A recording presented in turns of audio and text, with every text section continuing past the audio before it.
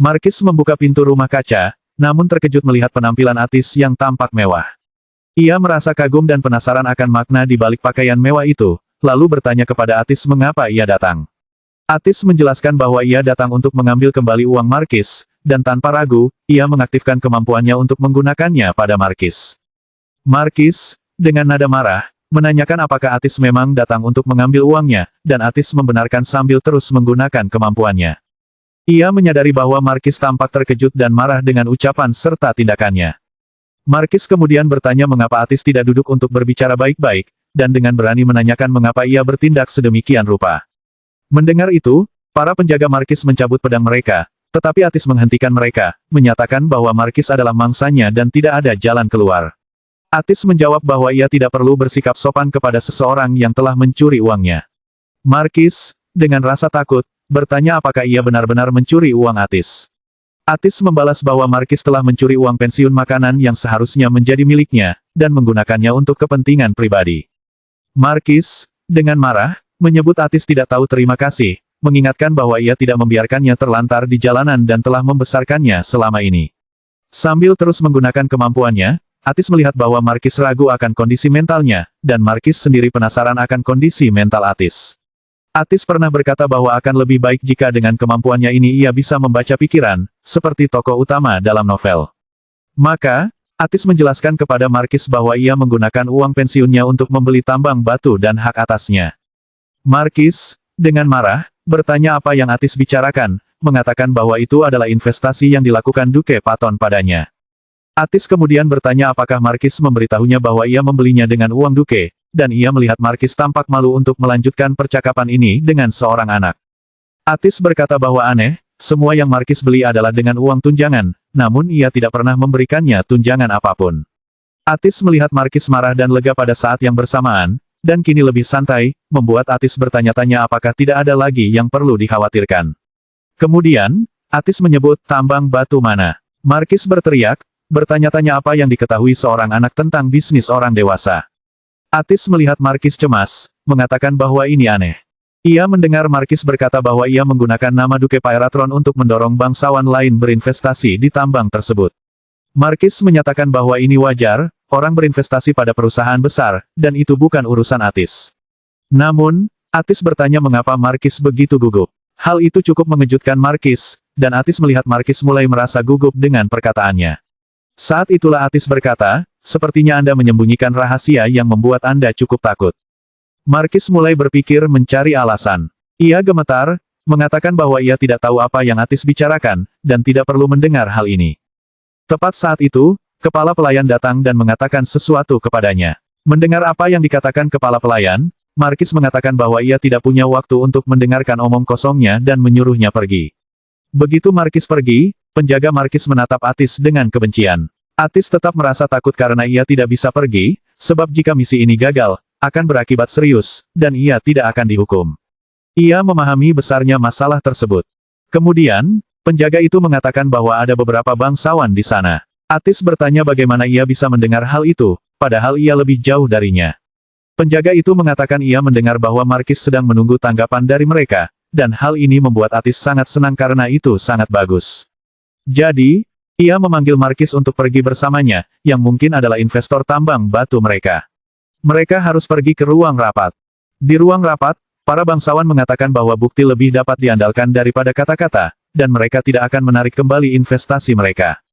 Markis senang, mengatakan bahwa ia telah terganggu oleh gadis itu, tetapi semuanya berakhir dengan baik. Namun, saat itulah Atis tiba di ruang pertemuan, mengatakan bahwa mungkin mereka harus mempertimbangkan kembali. Ia memperkenalkan diri sebagai putri Duke Pyron.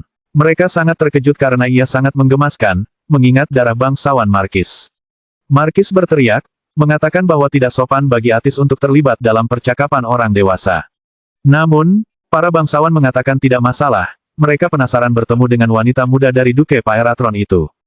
Atis mulai mengatakan bahwa ia mendengar bahwa Duke of Fatrin, Duke penipu, dan Viscount Herkel adalah orang-orang luar biasa, membuat mereka cukup senang. Segera, ia mengatakan tidak masalah seberapa muda dirinya, ia yakin mereka akan mendengarkan apa yang ia katakan. Para bangsawan tertawa, mengatakan bahwa ia adalah seorang Duke Pyratron sejati.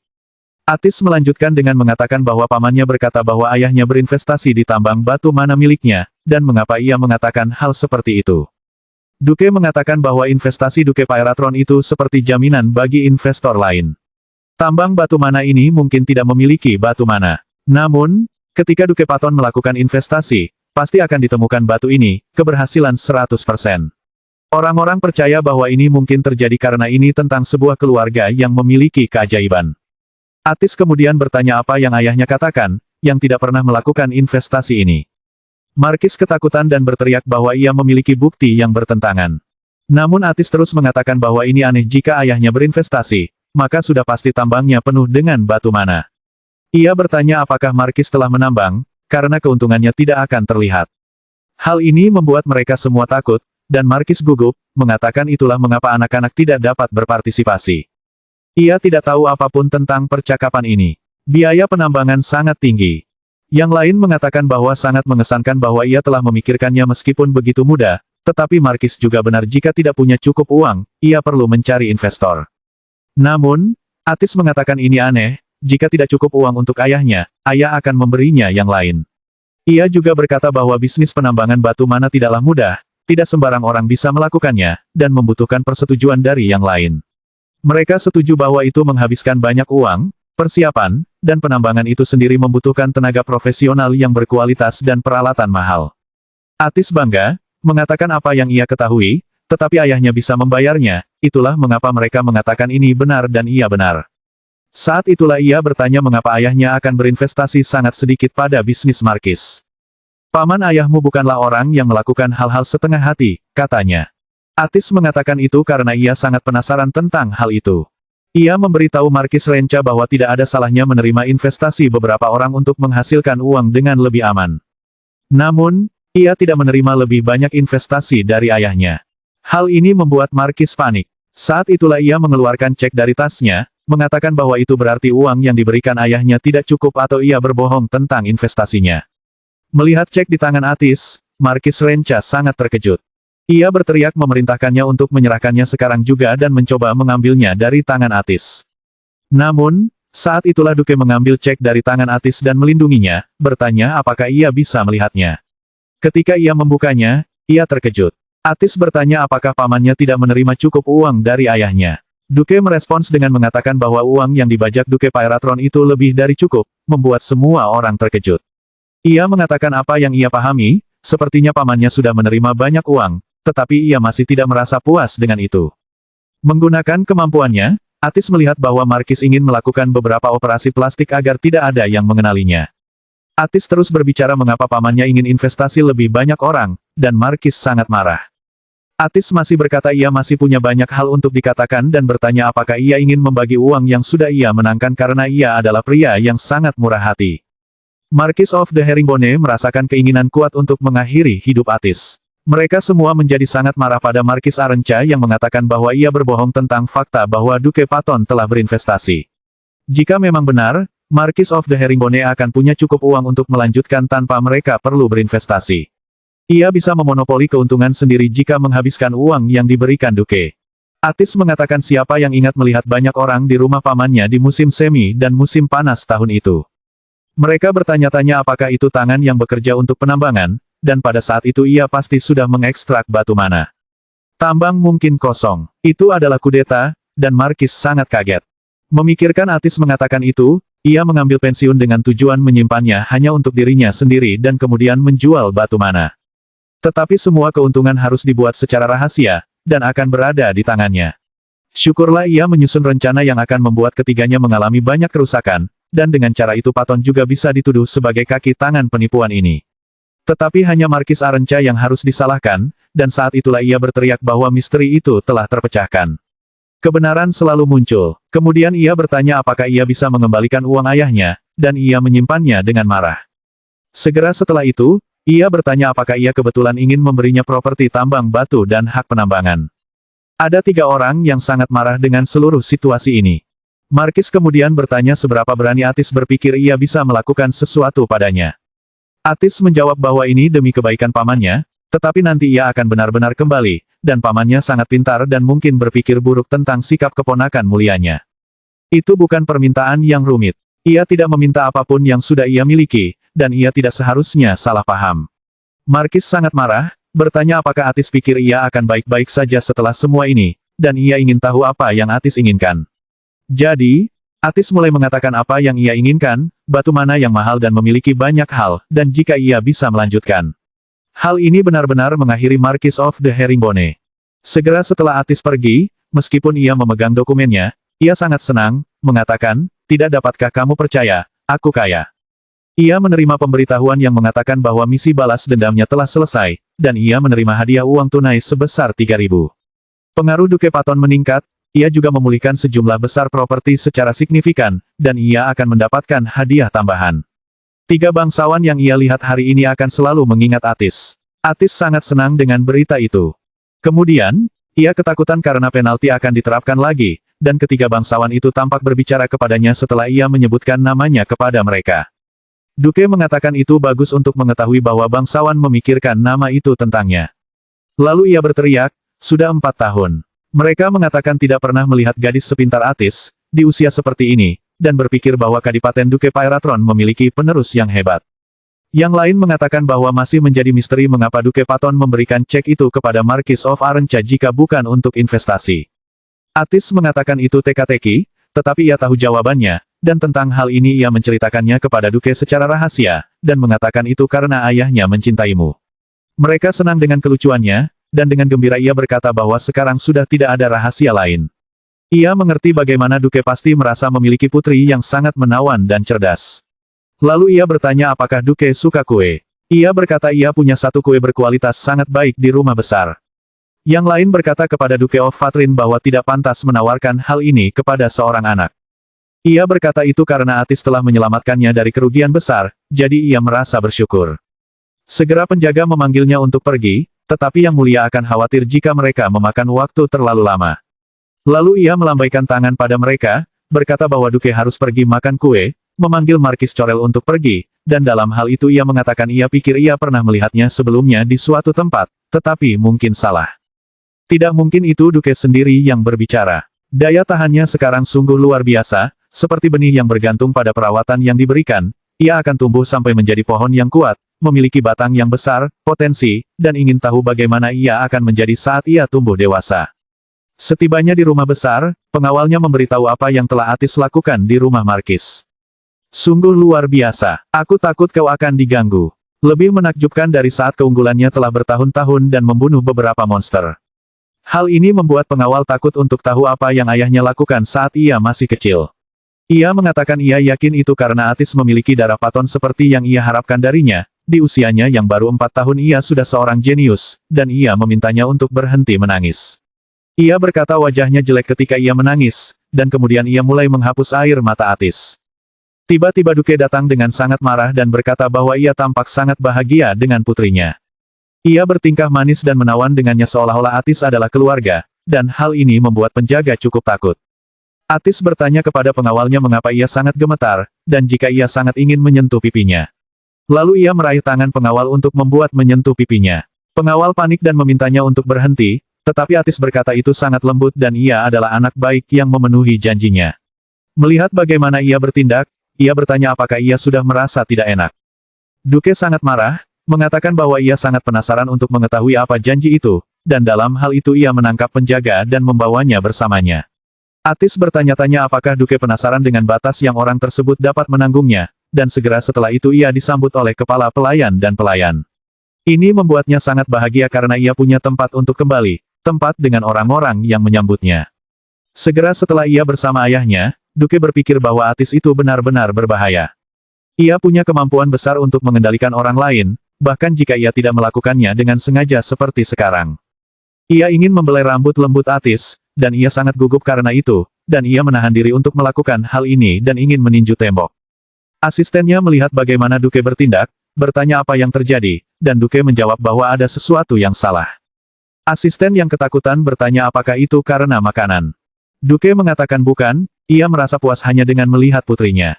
Ia merasa Atis dapat mengendalikan reaksi tubuh orang-orang, tetapi asistennya mengatakan bahwa Atis tidak memiliki sihir apapun. Namun, Duke mengatakan bahwa ini adalah pertama kalinya pasangan Paton tidak memiliki sihir, jadi ia tidak tahu. Jenis kemampuan ini bukanlah sihir, tetapi percaya bahwa itu adalah suatu kekuatan. Asisten hanya bisa berpikir bahwa itu hanyalah agar mereka mengatakan bahwa ia hanya tergila-gila pada putrinya, meskipun semua yang ia lakukan menganggapnya sebagai kekuatan yang berbahaya. Lalu Duke menoleh ke arah Atis, memanggil, dan ketika Atis menjawab, pikirannya menghancurkan tembok. Ia bertanya apakah Atis mengerti apa yang ia katakan, dan Atis bilang iya. Lalu Duke mengatakan bahwa ia punya dorongan yang sangat keras, senyum putrinya memiliki kekuatan yang sangat merusak. Dan dalam hal itu ia mengatakan bahwa kemudian mereka akan memeriksa. Ini adalah masalah sangat serius, dan kemudian ia siap menjawab pertanyaan Atis. Dan kemudian ia bertanya bagaimana jika seseorang mencoba mengusap rambutnya, dan Atis menjawab bahwa ia tidak akan membiarkannya. Lalu Duke bertanya jika ada yang ingin menyentuh pipinya, dan Atis menjawab tidak. Jika mereka memanggilnya untuk makan sesuatu, ia mengatakan tidak sama sekali. Saat itu, Duke bertanya tentang ciuman di pipi, dan Atis kemudian berteriak bahwa ia akan memukul orang itu.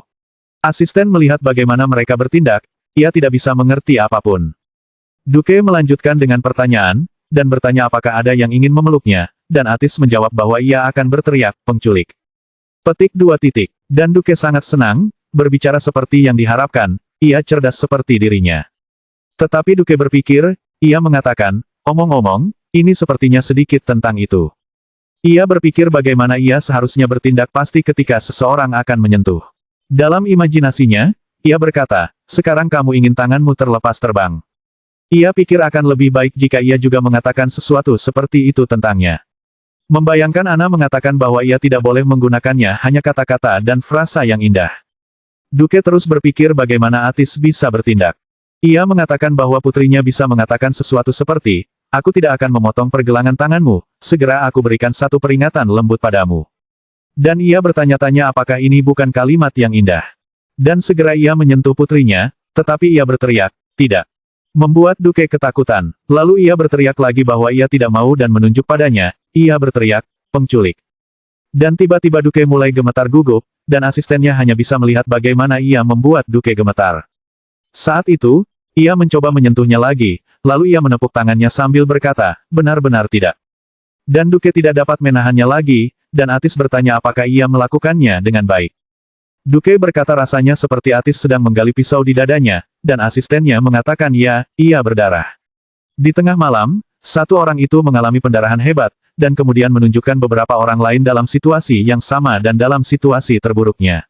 Saat itulah kita melihat bahwa Duke Pyratron-lah yang menyebabkan hal ini. Ia sekarang berada di rumah Markis Herringbone dan membunuh semua kesatrianya. Markis yang ketakutan bertanya apa yang terjadi di sana, jika ia kembali sekarang Markis tidak akan membuat ini menjadi masalah. Markis menari, mengatakan bahwa Duke menyerbu kediaman seorang Markis dan bahkan tidak menutupi wajah. Ini luar biasa. Duke dengan banyak kebencian dan menunjukkan aura jahat hitam yang menyerap cahaya di tanah. Takut dan gemetar, Markis berkata bahwa tidak peduli siapapun, ia tidak bisa datang saja dan menyerang seperti itu. Duke bertanya apakah itu yang ia pikirkan. Gemetar ketakutan, Markis berbicara bahwa Marques d'Arena adalah sebuah keluarga penuh gengsi, yang mulia, dan bangsawan lain juga mengenal ayah Markis sebelumnya. Jika ia mengetahui hal ini, tidak akan terus seperti ini. Duke menjawab bahwa ini tidak ada hubungannya dengan Deva khawatir, jadi ia meluncurkan kemampuan langsung di Markis dan berbicara apa yang akan terjadi sehari setelah kematian Markis. Markis meminta Duke untuk menunggu dan memanggilnya, Ipar. Dalam hal ini, Duke menghancurkan tembok itu sepenuhnya di belakangnya. Ketakutan, Markis bertanya mengapa ia melakukan ini, jika ia mengejar sang putri dan rasa bersalah, tetapi ia bahkan bukan putri biologis Duke. Adikmu berselingkuh dengan pria lain, dan mendengar ini membuat Duke penuh kebencian sehingga menghancurkan rumah besar Markis dan juga melukai Markis dan menginjak Markis. Duke melepaskan auranya. Ia bertanya, anakku, apa yang kau lihat dengan aura menyeramkan itu yang keluar dari Duke?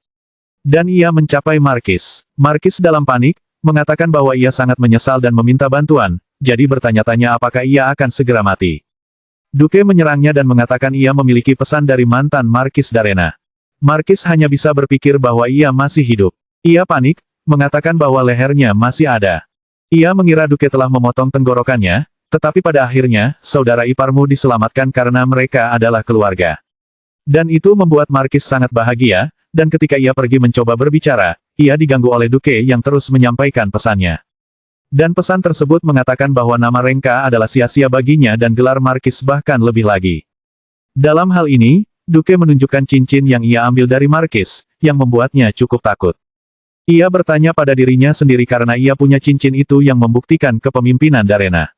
Ia selalu membawanya di lehernya, dan ia ketakutan. Saat itulah Duke berbicara bahwa ia tidak pernah pantas mendapatkan sesuatu seperti ini.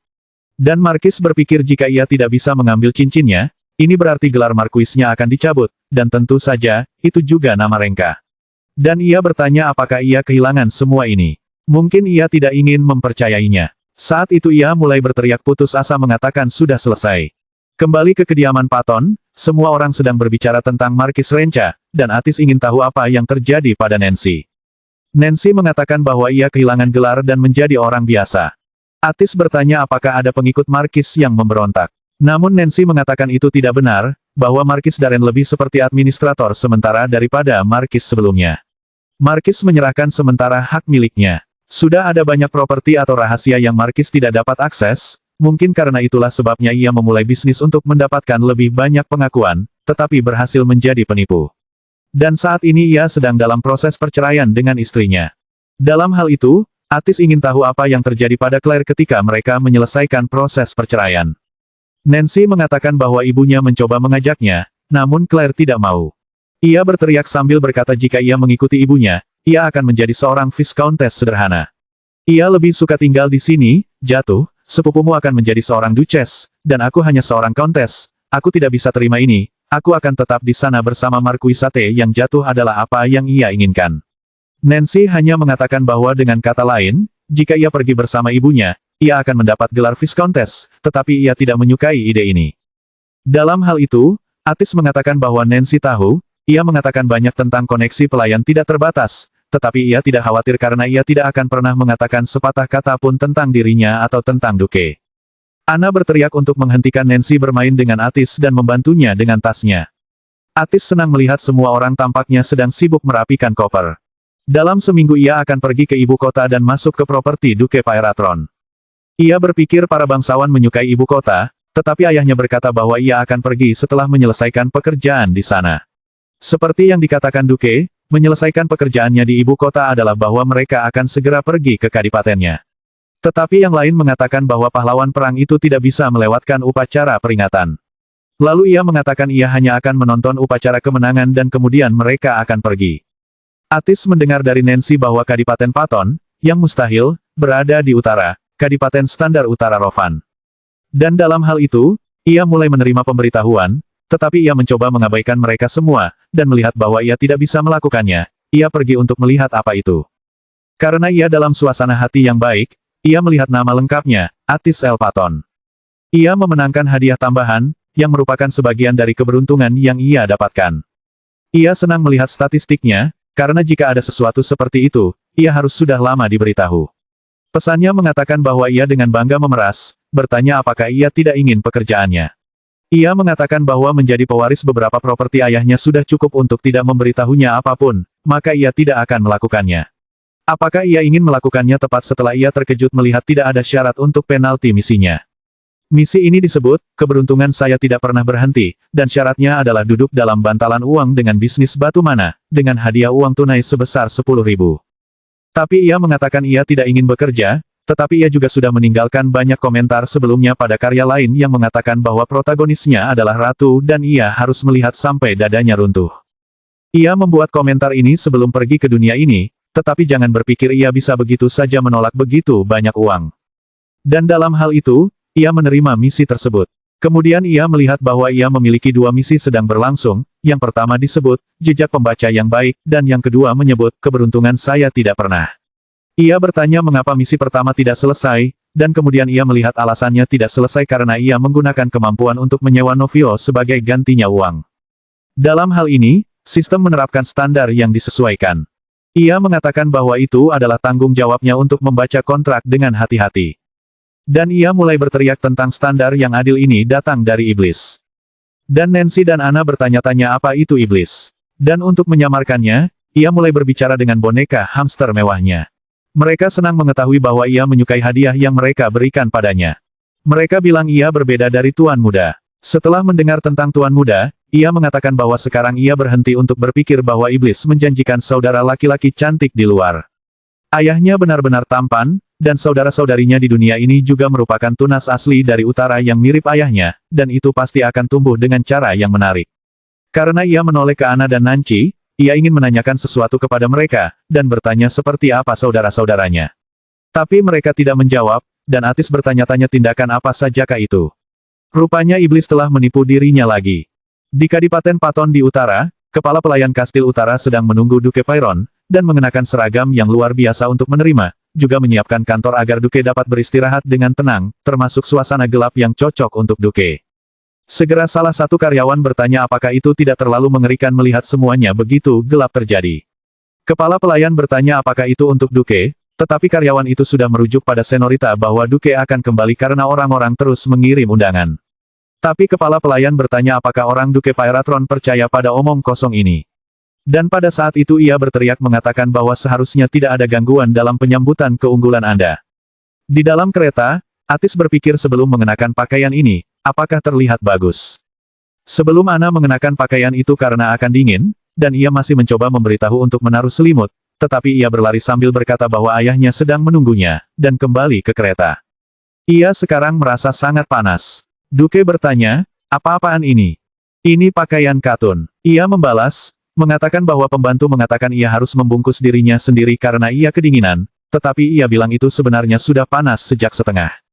Berpikir, ia berkata, jika kamu mengubah seseorang menjadi boneka beruang, tentu saja ia akan menjadi panas.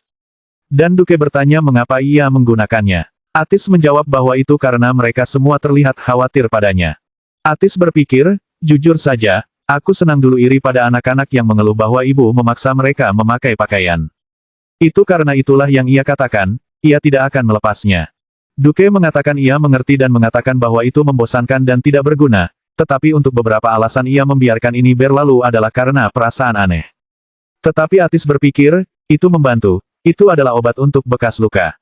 Dengan marah ia berkata bahwa apa yang terjadi kemudian mirip dengan situasi sekarang, dan ia ingin tahu apa maksudnya itu menjengkelkan. Dan lalu Duke mencubit pipinya, memanggilnya, Lulu, dan berterima kasih padanya, meninggalkan Atis sangat bersemangat. Saat mereka tiba di kastil, semua karyawan menunggu mereka di pintu masuk. Terkejut oleh apa yang mereka lihat, mereka bertanya-tanya apakah beruang itu adalah putri muda mereka. Mereka bertanya di mana ekspresi karakteristik Paton, dan semuanya terkejut dengan ini.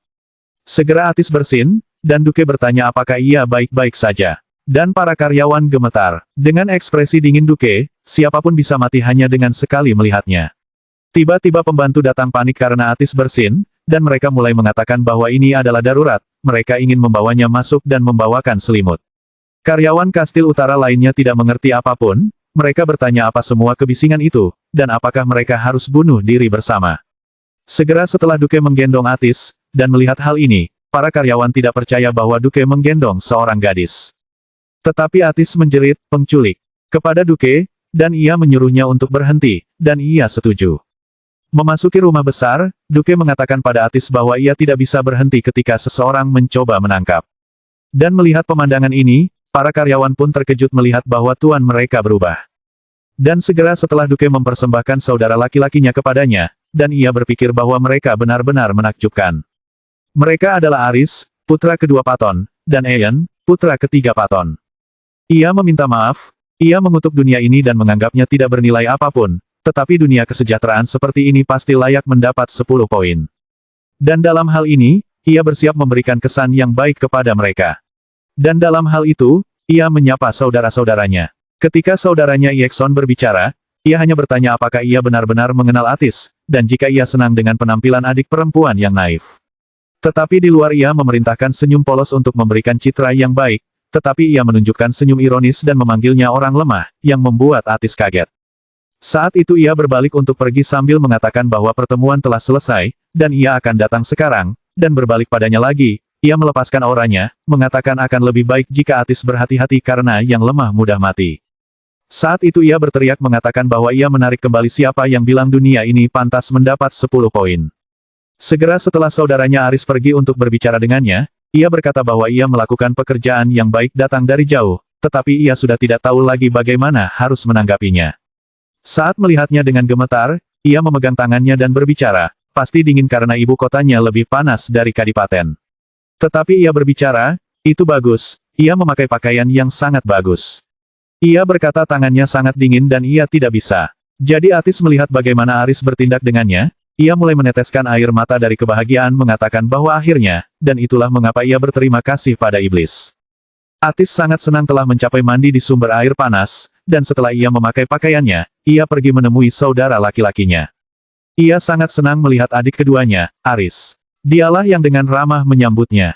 Kapan mereka bertemu setelah duduk bersama dengan mereka? Saudaranya Yekson mengatakan ia berbicara bersamanya saat ia tiba. Ini lebih dari cukup, bertanya pada Aris mengapa ia mengorganisir ini untuk Atis menjadi dekat, dan jika ia berpikir itu akan menciptakan cinta keluarga, sesuatu yang tidak pernah ada, dengan seorang gadis yang bahkan tidak mereka kenal. Atis menyadari bahwa saudaranya Yekson memusuhi dirinya seperti saat pertama kali mereka bertemu satu sama lain. Dan kemudian Aris menyuruhnya untuk tidak memperhatikannya. Ia juga sangat terkejut ketika ia melihat untuk pertama kalinya, ia tidak pernah berpikir siapa yang punya adik perempuan yang begitu menawan, dan mereka akan mencoba untuk bergaul dan memulihkan waktu yang tidak mereka miliki bersama. Saat Atis pergi, ia cukup senang, mengatakan bahwa Aris adalah malaikat yang mengawasi atmosfer di antara mereka berdua. Yekson tidak suka, bertanya apa bagusnya staf yang lemah, yang membuat bibinya sangat marah, dan Aris menjawabnya dengan mengatakan bahwa Atis cantik. Ini membuat Atis bertanya-tanya apakah Yekson menjadi pemalu hanya karena mereka tidak tahu, dan apa masalahnya. Dan segera ia bertanya apa yang ia lihat, tetapi Yekson meneteskan air liur saat ia melihatnya, yang membuat Atis sangat marah, berteriak bertanya apa yang Yekson inginkan dengan ekspresi menjijikkan itu. Hal ini membuat Atis terkejut karena ia tidak membayangkan Yekson akan melihat wajahnya. Jadi ia bilang ia tidak bisa menghindari melihat hal-hal yang indah, yang membuatnya terkejut. Dan Aris bertanya padanya apakah Yekson terlihat bagus baginya. Hal ini membuat Atis berteriak bahwa tidak, Aris adalah yang paling cantik baginya, dan ia hanya ingin bermain dengan Aris.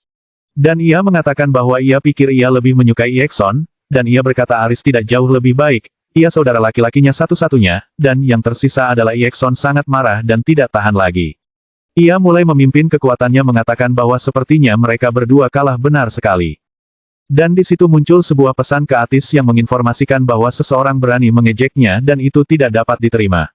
Sistem mengatakan itu adalah kewajibannya untuk memberinya keluarga yang baik, dan dari zaman dahulu penguasa itu siapa yang menabur perdamaian di dunia, dan itu harus mengatur rumah dan keluarga terlebih dahulu. Dan ia kemudian memerintahkannya untuk menghukum Yekson. Orang yang tidak tahu harus tahu siapa penakluk sejati dan menunjukkan martabat. Dan jika hal itu diakui oleh Yekson sebagai anggota keluarga, hadiahnya ia akan mendapatkan penarikan tunai sebesar 3.000, meningkatkan pengaruhnya di Paton. Tetapi Atis mengatakan akan baik jika ia cocok dengan saudara ketiganya, tetapi bertanya-tanya mengapa ia harus melakukan ini kepada seseorang yang jelas-jelas tidak menyukainya. Wajar saja jika memiliki anggota keluarga yang tidak menyukainya. Tetapi ia melihat bahwa hukuman atas penolakan atau kegagalan misinya adalah meninggalkan kehidupan ini. Ia turun, dan Aris mengirim Yekson untuk meminta maaf padanya. Ia menangis, tetapi Atis tertawa sambil mengatakan itu seperti yang diharapkan, ia tidak lebih dari seorang gadis kecil yang lemah. Dan saat itulah ia berteriak mengatakan tidak, ia kuat. Hal ini membuat Yekson marah dan melepaskan kekuatannya. Ia bertanya apakah Atis dapat menangani ini, dan ketika kekuatannya hendak menangkap Atis, ia diblokir oleh Aris yang memberitahu Yekson untuk tidak terlalu mengganggu saudara perempuannya. Tetapi Yekson mengatakan ia malu karena akan lebih menyenangkan untuk menghadapinya bersamanya tanpa Aris menghalangi. Tetapi Aris mengatakan padanya untuk tidak mengulang dirinya sendiri. Dan Atis berpikir, malaikatku tidak seperti amukan nakal. Tetapi ia terkejut ketika Aris memanggil Yekson untuk melakukan hal ini dengan cara yang adil, dan dengan cara itu keduanya mulai melepaskan kekuatan. Dan Atis yang ketakutan bertanya apakah sesuatu yang buruk terjadi, jika salah satu dari mereka terluka, ia akan mendapat masalah sekarang juga, saat hidupnya yang bahagia akan segera dimulai. Ia tidak bisa membiarkan ini terjadi, ia tidak ingin menggunakan metode ini saat menyadari dirinya sendiri. Dan kemudian ia mulai bertindak mengatakan bahwa semua ini adalah karena Lulu sangat imut, agar mereka tidak memperebutkan Lulu, yang membuat mereka berdua bingung. Mereka takut tanpa mengerti apa-apa. Atis mengatakan ia menyukai keduanya, dan berjanji bahwa mulai sekarang ia akan mencoba menjadi lebih manis. Dan dalam hal itu, keduanya menghilangkan kekuatan dan bertanya padanya apa yang ia katakan, ia benar-benar merusak suasana hati. Kembali ke ruangan tempat Atis berada, ia serius mengatakan bahwa krisis itu diatasi, tetapi tidak dapat dilanjutkan, jadi ia berada di antara hidup dan mati. Tetapi mereka meremehkannya, ia adalah pembaca yang kuat yang telah membaca beberapa cerita Rovan. Ia tahu solusi berbeda masalah yang digunakan dalam cerita favoritnya. Tetapi bagaimana jika ia tidak punya uang? Tidak mungkin memanggil kemampuan protagonis lain. Protagonis sekarang memiliki keterampilan yang dapat ia gunakan sekarang adalah yang dipanggil sebelumnya untuk dapat membaca pikiran dan pengetahuannya, dan ia sekarang akan mengikuti langkah-langkah protagonis Rovan dengan benar. Sudah di koridor, ia mengikuti Iekson. Hal ini membuat Iekson sangat marah, bertanya mengapa ia mengikutinya, dan sepatu Atis membuat banyak kebisingan. Atis bilang ia ingin bermain dengannya, dan ayahnya yang berkata ia memakai sepatu itu, yang membuatnya kaget karena harus memenangkan perintah ayahnya yang sehat mutlak. Dan segera setelah itu ia mengatakan bahwa Aris tidak bersamanya untuk melindunginya sekarang, dan ia masih ingin bermain dengannya dan melepaskan kemampuannya. Sekali lagi ia bertanya apakah ia ingin mengetahui seberapa besar kekuatan tubuh Atis yang lemah bisa mengatasinya. Tetapi ia menerima pesan yang mengatakan bahwa ia sedang bersenang-senang, dan pepatah lain yang mengatakan bahwa Iekson sedang menunggu reaksi dari pihaknya. Tetapi ia mulai mengumpulkan kekuatannya karena ia frustrasi dengan reaksinya. Ia juga jadi gugup, dan Atis bertanya apakah ia akan bermain dengannya, dan ia sangat senang ketika ia akan mengatakan sesuatu. Ia menyela, lalu menyentuhnya, ia mengatakan ia ingin bermain kejar-kejaran. Dan segera setelah ia mulai berlari sambil berkata bahwa ia bersamanya dan ia harus menangkapnya. Tetapi Iekson cukup terkejut dan menyuruhnya untuk tetap diam. Tetapi Atis terus berlari sambil mengatakan bahwa semuanya berjalan sesuai rencana, dan meskipun ia kecil, ini sudah kehidupan kedua. Ia mencoba menggunakan kekuatannya untuk mengancam Atis, tetapi ia tidak akan pernah berhasil menakuti orang dewasa seperti Atis. Saat ia sedang berlari, ia tiba-tiba tersandung dan jatuh dari tangga. Tetapi meskipun ia takut, ia mengatakan semuanya baik-baik saja karena biasanya pada saat seperti ini, protagonis diselamatkan atau tidak. Dan tiba-tiba Iekson berhasil menangkapnya, dan mengatakan ia tahu ini akan terjadi, dan ia sangat senang karena ia senang padanya, bertanya-tanya apakah ia menjadi menyukainya. Tetapi ketika ia melihat Atis, ia melihat bahwa ia bersama banyak kebencian, dan sebuah pesan muncul mengatakan bahwa Iekson bertanya-tanya mengapa ia memeluk Atis, ia sangat tersinggung dan marah. Saat itu ia bertanya apakah ia menganggap Atis menyebalkan, dan Atis bilang iya, tetapi ia bilang ia hanya ingin bergaul dengannya, dan membuat Iekson cukup terkejut. Dan tiba-tiba ayahnya muncul. Iekson bilang, tidak peduli berapa kali aku melihat dua ini, tidak mungkin bagiku untuk terbiasa dengan itu. Atis mengetahui bahwa ayahnya belum menyelesaikan pekerjaan, yang membuat mereka sedih tidak bisa makan bersama. Tetapi ia bilang bahwa mereka akan makan bersama, baginya, sudah lama sejak hal ini.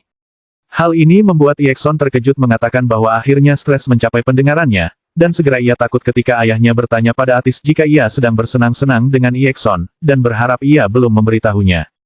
Hal ini membuat Iekson sangat takut karena ia tidak akan bisa melarikan diri jika ia memutuskan untuk membuka mulutnya, terlebih lagi setelah tentang ia yang mencoba menakutinya beberapa kali dengan sihirnya, dan ia lebih baik mengambil alih sebelum ia berkata. Tetapi kemudian ia berbicara bahwa ia tidak mengganggu Atis, yang membuat Atis cukup terkejut. Dan Atis berkata bahwa ia tidak melakukan apapun, ia hanya bermain dengannya dan itu sangat menyenangkan, yang membuat Iekson bertanya-tanya apakah bersama Atis menyenangkan. Dan kemudian ayahnya bertanya padanya apakah itu lebih menyenangkan daripada ketika ia bersamanya, yang membuat keduanya cukup bingung. Sudah di luar, Atis mengatakan bahwa terakhir kali ia melihat Iekson pergi beberapa hari yang lalu, dan ia bertanya mengapa ia tidak bisa lagi menemukan Iekson di sekitar mansion. Selain itu, tempatnya terlalu besar untuk dicari sendirian, dan untuk memperburuk keadaan, ia hampir kehilangan kemampuan membaca perasaan orang karena ia sudah menggunakannya berkali-kali dan terlalu banyak. Tetapi sekarang saatnya untuk melanjutkan kemajuan sebagai protagonis, dan misinya tidak akan menunggunya. Tetapi untuk menyelesaikannya ia perlu menemukan Iekson, dan sejauh ini ia belum melihatnya, bahkan tidak ada jejaknya di sekitar. Dan ia berteriak mengatakan bahwa ia akan penuh kerutan, sedang sangat stres. Dan saudaranya Aris muncul sambil tertawa, dan mengatakan bahwa itu pasti suatu hal yang sangat penting untuk membuat adik perempuannya memiliki kerutan. Dan ia berkata bahwa hidup selalu begitu sulit. Segera ia mengatakan bahwa ia patah hati saat memikirkan itu adik perempuannya khawatir tentang sesuatu, dan bertanya apakah ia tidak ingin memberitahunya apa yang membuatnya sangat khawatir. Dan ia berkata bahwa Iekson terus lari darinya, dan ia ingin menjadi temannya, tetapi ia terus berkata bahwa ia membuat Atis kesal dan memperlakukan Atis dengan buruk. Dan Aris melihat ke arah lain, ia berkata bahwa ia harus sangat menyukai Iekson, yang memberikan sedikit karena iri, dan ia sedang melihat Iekson yang tersembunyi. Dan Atis yang kaget, berteriak, Aris itu saudara terbaik di dunia dan Iekson bahkan tidak sebanding dengan Aris. Aris itu seperti obat dan pembawa damai dalam hidupnya. Maka ia dicium di pipi sambil bilang itu adalah kehormatan, yang membuat Atis dengan tenang malu. Dan di dalam, Atis sedang merayakan ini, dan ia menyimpan gambar ini dalam memori untuk selamanya, dan akan memberinya 100 poin, dan mengatakan itu ia adalah malaikat. Dan dalam hal itu mereka mendengar suara yang menakutkan, dan ia ketakutan ketika ia melihat kolom itu telah patah dari tidak ada apa-apa. Dan Aris mengatakan lebih baik mereka masuk, dan saat mereka pergi, Aris melihat ke belakang tertawa. Sudah di dalam ruangan sambil menguap, pembantu itu bertanya apakah ada masalah, dan Atis mengatakan bahwa ia belum melihat Ana akhir-akhir ini. Ia mengatakan bahwa biasanya tuan muda tidak suka berada di tempat ramai, yang membuat Atis bertanya jika ia tidak seharusnya berpapasan dengannya di suatu saat. Dan pembantu lainnya berkata bahwa mungkin tuan muda sedang menghindarinya. Atis saat mendengar ini dikatakan karena alasan itu berarti bahwa ia menghindari dirinya sebanyak mungkin, dan jika bertanya apakah tindakannya merupakan sebuah tembakan dengan langkahnya sendiri, dan jika sistem tetap tidak sabar mungkin ia telah mendekatinya dengan metode yang salah. Dan menganalisisnya, ia bahkan tidak memiliki sihir, ia pasti tidak menyenangkannya karena tidak ada keajaiban. Dan segera ia bertanya kepada karyawannya jika mereka tahu apa itu persis keajaiban, karena semua anggota keluarganya adalah penyihir. Ia ingin belajar lebih banyak tentang keluarganya. Dan Ana mengatakan mereka tidak tahu detailnya, tetapi sihir adalah kekuatan yang diwariskan dari generasi ke generasi oleh keturunan langsung dari keluarga Paton, berbeda dari mana para penyihir atau aura para ksatria. Ini sihir yang sangat istimewa, Bibi menyadari bahwa ia baru saja mengatakan ia istimewa, tetapi tampaknya merupakan kekuatan yang ditakuti oleh orang lain, bahkan warnanya pun hitam seperti kegelapan. Lalu ia bertanya kepada para pelayan apakah sihir adalah kekuatan iblis. Dan membuat mereka takut, mereka berteriak bahwa tidak. Mereka bilang tidak ada rumor yang mengatakan hal itu, tetapi itu hanya karena itu kekuatan yang menakutkan, dan mereka cukup terkejut ketika Atis berbicara bahwa ia tidak merasa hal itu. Ia sudah melihat kekuatan ayahnya dan saudara-saudaranya kadang-kadang, tetapi ia tidak takut, ia menyukai warna hitam. Tapi keajaiban itu seperti malam dengan kekuatan ketakutan yang sangat menakutkan, itu mungkin perasaan yang alami, tetapi juga bisa sangat kuat sehingga membuat Anda lupa untuk bernapas, dan ia mengatakan itu indah, itu seperti malam yang nyaman di mana mereka bisa tidur damai. Dalam hal ini, menunjukkan bahwa Aris sedang mendengarkan semua ini, bertanya-tanya apakah itu yang ia pikirkan, dan Iekson juga mendengarnya semua ini. Lalu Aris bertanya pada Iekson mengapa ia menghancurkan kolom itu, tetapi ia bilang ia tidak percaya ia adalah seorang pembohong. Segera setelah menunjukkan kepada orang-orang dari kadipaten yang cukup euforia, bertanya-tanya apakah ini tambang mana yang sama yang sebenarnya ia pulihkan. Markis dari Renca, ksatria berambut merah bilang ia tidak panik, bahkan ketika Markis mulai berbohong, ia melihat melalui niatnya yang paling dalam dan memperoleh rezeki yang besar.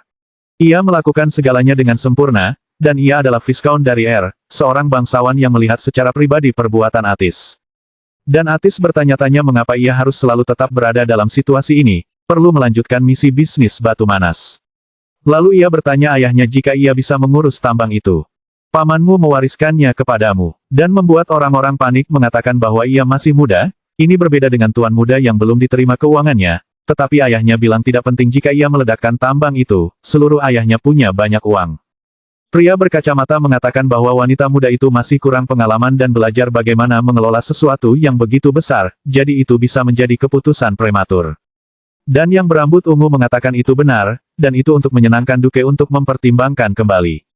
Atis mengatakan bahwa itu benar meskipun ia meminta, bahwa jika ia gagal, ia akan menjadi bayi sungguhan karena hukuman. Dan segera Duke mulai melepaskan auranya mengatakan bahwa mereka banyak bicara, menanyakan apa masalah putri menghadapi ini, ia tidak akan mendengarkan tidak ada sepatah kata pun yang keluar dari mereka, yang membuat Viscount Dier tersenyum dengan sarkastis dan menunjukkannya di pelari bahagia ia tiba-tiba menjadi terkejut mendengar suara itu. Kemudian orang lain datang dan mengatakan bahwa itu terlihat seperti Tuan Muda Iekson sedang melatihnya, mengatakan bahwa akhir-akhir ini setiap kali Tuan Muda pergi ke lapangan pelatihan ia biasanya tinggal untuk waktu yang lama, dan bertanya-tanya apakah ini akan terjadi. Laporan tentang kembalinya yang mulia. Dan lalu orang itu bertanya pada Dier apa itu yang ada di tangannya, dan ia bahagia sampai ke orang itu bertanya apakah ia penasaran. Jadi ia bilang itu adalah kue yang dilapisi dengan banyak lapisan ceri yang disiapkan khusus untuk wanita muda, dan hanya memikirkan reaksinya ia sudah cemas dan merasakan emosi ketika membayangkan ia mengekspresikan wajah. Kembali ke tempat latihan, Iekson sedang banyak menggunakan kekuatannya. Orang yang bersamanya mengatakan itu terlihat seperti bahwa akhir-akhir ini ia lebih keras dan bertanya padanya apa yang ia pikirkan, untuk sedikit mengurangi emosinya pada waktu pelatihan, dan bertanya apakah ada sesuatu terkait dengan senorita Atis muda. Dan mendengar namanya, ia sangat membenci dan menghadapi pelatih yang melepaskan auranya kepadanya, dan pelatihnya ia sangat takut dan ia sangat gemetar. Dan Iekson bertanya apa yang ia katakan, dan melihat reaksi yang dilakukan sang pelatih, ia berkata bahwa wajar saja jika orang merasa takut dari sihir. Jadi kenapa ia mengatakan itu? Ia hanya pembohong. Lalu ia pergi ke arahnya sambil mengulang apa yang telah ia katakan sebelumnya, sihir, di kepalanya dan mengatakan bahwa segala sesuatu yang ia bilang itu bohong. Itu hanya bohong bahwa ia mengatakan untuk memanipulasi mereka adalah apa yang paling lemah biasanya melakukan hal itu untuk bertahan hidup. Dan mengapa ia pikir ia memiliki hak untuk melakukan sesuatu seperti itu? Dan membuka pintu kamar tidur dengan brutal, ia melihat bahwa Atis tidak ada di sana dan mengatakan ia hanya muncul saat Aris akhirnya ada di sana, tampaknya menyukainya, dan ia tentu saja tidak menyukainya. Tiba-tiba ia menjadi tenang, takut, bertanya-tanya mengapa ia belum mendengar suara sepatunya.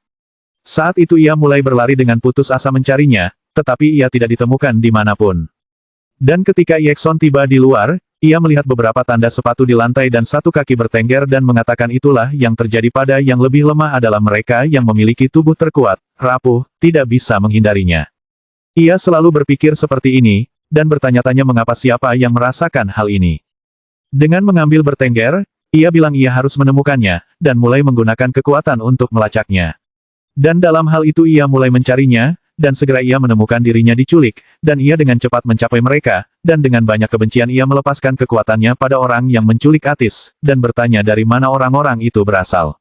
Mereka takut bertanya padanya, tunggu. Tetapi ia menyerang mereka dan membantai mereka. Benar-benar terkejut melihatnya, Atis gemetar, bermandikan semua darah, dan melihat bagaimana ia mulai mengingat lagi apa yang ia bilang tentang sihir, dan ia ingin bergaul dengannya, dan di matanya mulai menangis.